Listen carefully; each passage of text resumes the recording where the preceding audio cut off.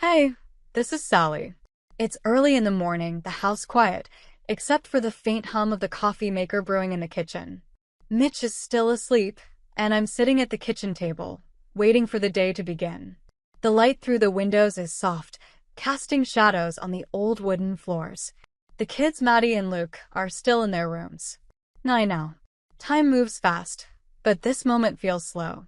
I take a deep breath, soaking in the calm. Mitch and I have been married for 12 years. 12. That's a long time when you start counting.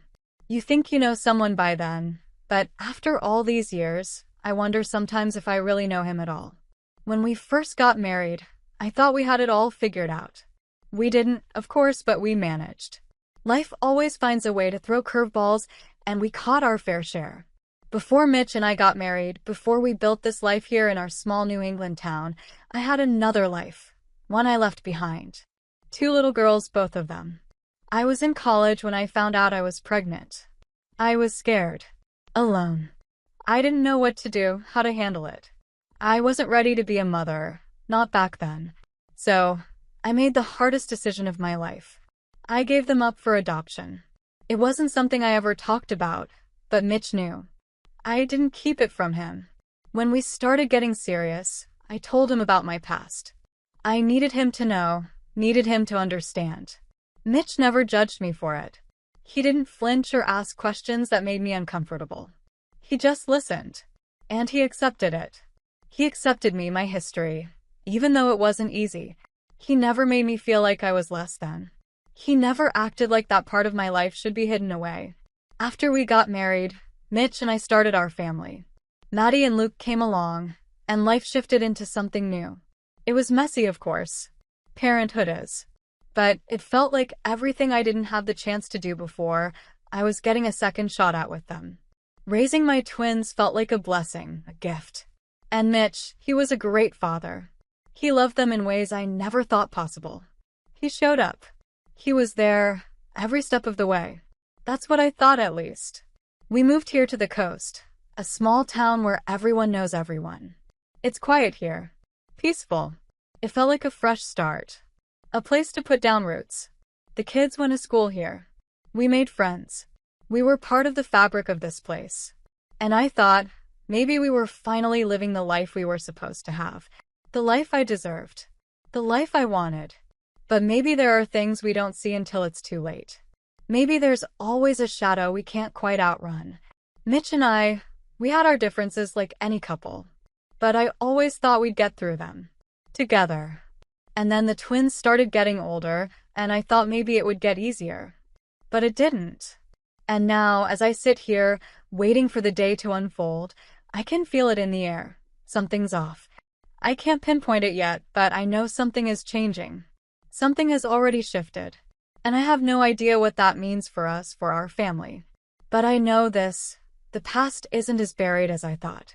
It never really is. A few weeks have passed since the quiet of the morning settled into the usual routine. The fog hasn't lifted from my mind, though. It's like a weight, always lingering. Mitch and I have been pretending everything is fine, like we always do. We're good at that, putting on a face for the world.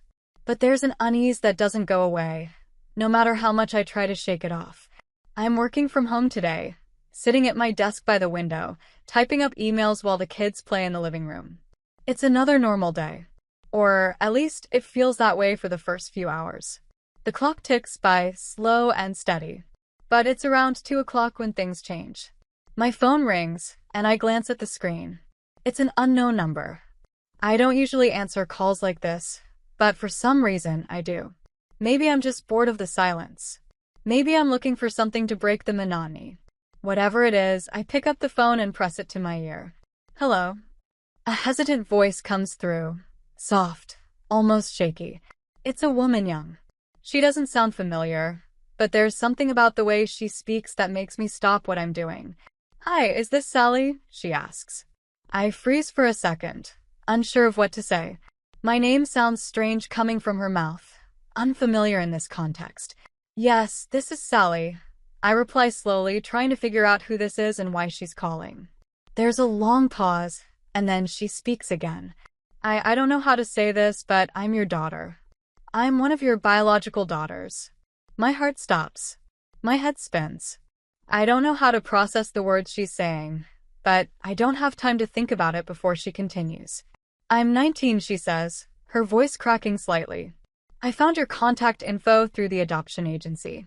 A rush of thoughts floods my mind. I can barely breathe. My hands start to shake as I grip the phone tighter. There's a ringing in my ears, like the world has suddenly gone quiet except for her voice. Your daughter. I repeat, more to myself than to her, the words tumbling out. But I didn't think I'd ever. I know, she interrupts softly. I know you probably didn't want to hear from me. I wasn't sure if you'd even want to talk to me. I shake my head, feeling the weight of everything crashing down. No, it's not that. It's a lot to take in. She pauses again. The silence between us stretches heavy. I don't know what to say. I don't know how to handle this, how to make sense of the whirlwind in my chest. She hesitates, gathering her thoughts. I've been trying to reach you for a while. I called before, but I think someone intercepted my call. That catches my attention. Someone intercepted it? My stomach drops as a cold realization creeps in. Someone intercepted your call? I ask, my voice low, as if the words are too heavy to speak aloud. Yeah, she replies, sounding like she's afraid to say more. I don't know who, but I was told you didn't want contact. My blood runs cold. I don't need to ask who intercepted the call. It's Mitch, of course. It had to be Mitch. I swallow hard, the lump in my throat growing. This is too much. Too much to process all at once. I can't think straight. Wait, I managed to say, my mind racing. You said this wasn't the first time? You've been trying to reach me. She lets out a small sigh. I sent a letter too. I don't know if it got to you or not. I'm stunned. A letter. Another letter I never received. My pulse quickens as the weight of what she's telling me sinks in. Mitch had intercepted more than just a phone call. He'd hidden my daughter's letter. I'm sorry, I say, my voice thick with emotion. I didn't know any of this. I understand, she says softly. I just wanted to talk to you. To know who you are. I sit there in stunned silence. It's not just a call. It's a piece of my life that's been hidden from me. And Mitch? He's the one who kept it from me. I don't even know where to go from here. The phone call ends, but the weight of it doesn't. I sit there, staring at the screen, as if it's somehow going to give me answers. I can't breathe. It feels like everything is shifting, tilting in ways I can't understand. My daughter, the one I gave up years ago, just reached out. And Mitch? He's the one who blocked her. I don't know how long I sit there, but it's long enough to realize I need answers. I can't let this go. By the time Mitch gets home, I'm already on edge. The kids are in their rooms, homework scattered across the kitchen table. I'm pacing now, the house too small for the storm that's growing inside me. I hear the familiar sound of Mitch's car pulling into the driveway. The door opens and closes, his boots thud on the floor. He's home, and I know I can't wait any longer. Hey, he calls, dropping his bag by the door. He sounds casual, like nothing's wrong, like everything's fine. But it isn't. I turn to him, my heart hammering in my chest.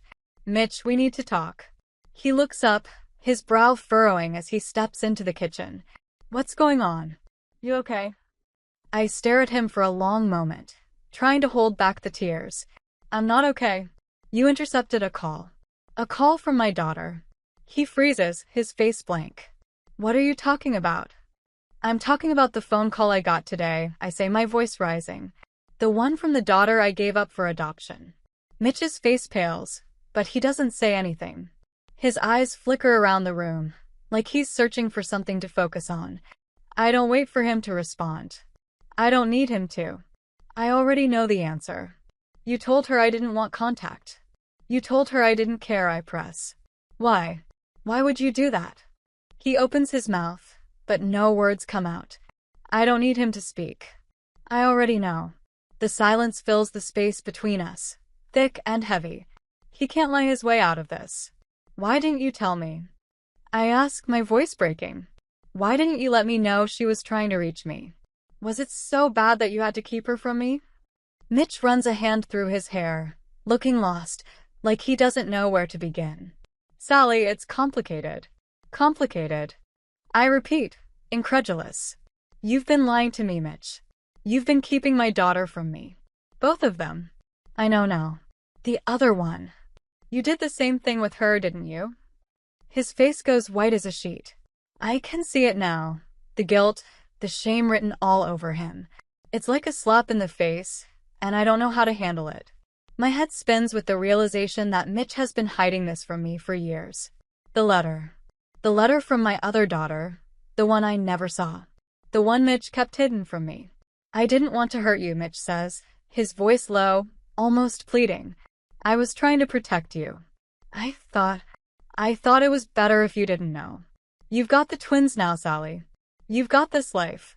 I didn't want to shake things up. I shake my head, the anger rising in me like a wave that's about to crash. Protect me. I ask, my voice sharp.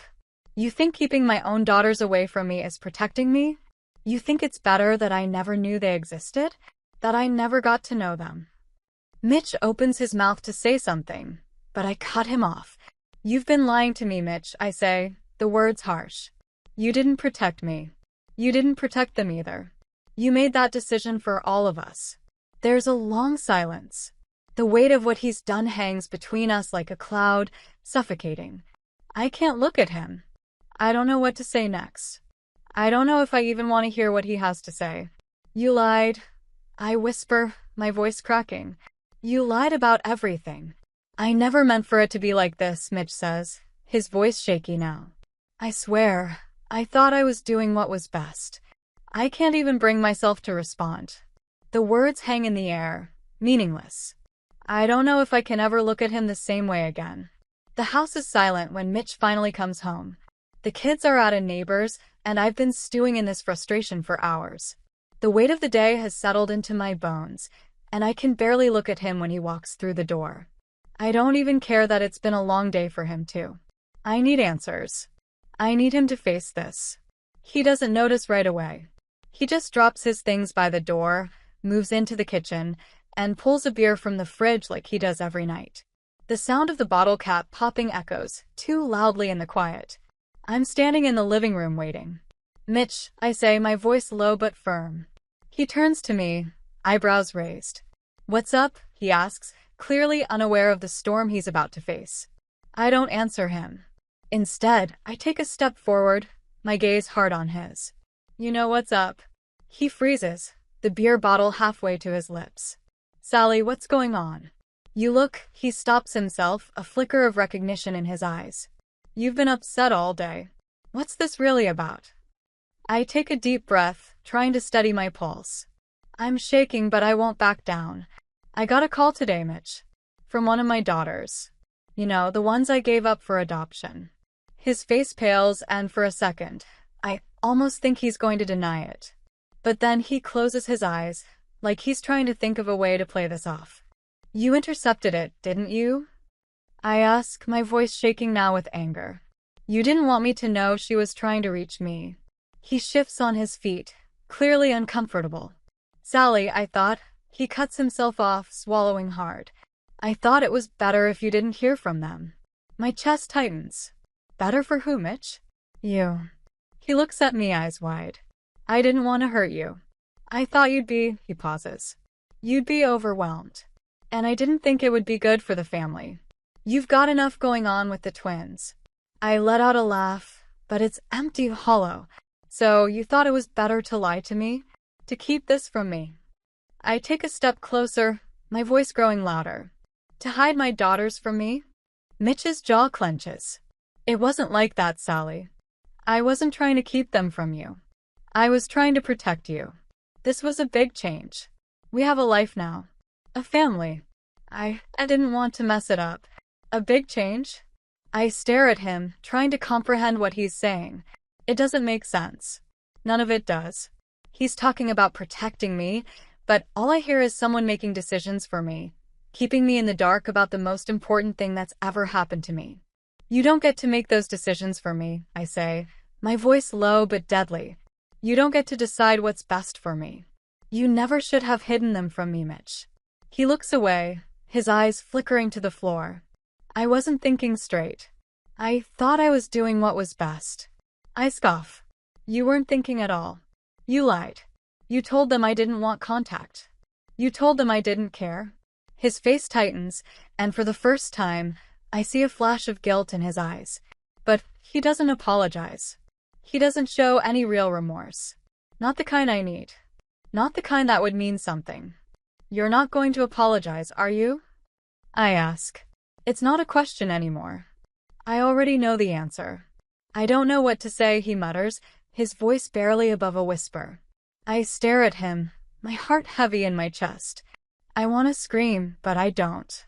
I want to walk away, but I don't. I'm stuck in this moment, between everything I've ever known and the truth that's being shoved in my face. You lied to me, Mitch. I say again, my voice shaking. You lied to me for years. He doesn't answer. Instead, he looks at me, his face a mixture of confusion and guilt. It's too little too late. Tell me the truth, Mitch, I whisper. Tell me it was really about protecting the family. Tell me you weren't trying to protect yourself. He doesn't respond. I can see the answer in his eyes, and it's not one I want to hear. I'm done, I say, turning away from him. I'm done being lied to. He doesn't stop me as I walk out of the room. I don't care anymore. There's nothing left to say. I don't know what I expected from Mitch. Maybe I thought he would break down, beg me to forgive him. But instead, he just stands there, silent and defeated. I've made my decision, and he knows it.